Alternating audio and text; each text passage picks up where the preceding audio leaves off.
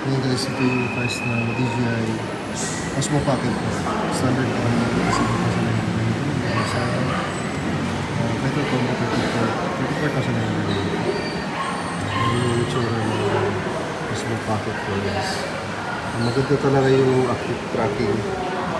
Yeah guys, kasi kahit nawawala ka na sa autofocus, nalulose ka dun sa active tracking mo.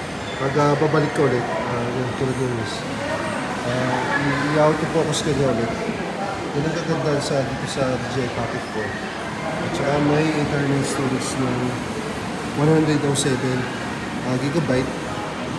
Yan yung mga details niya.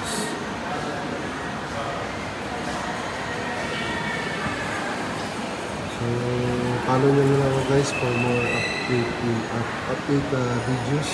And thank you for watching guys.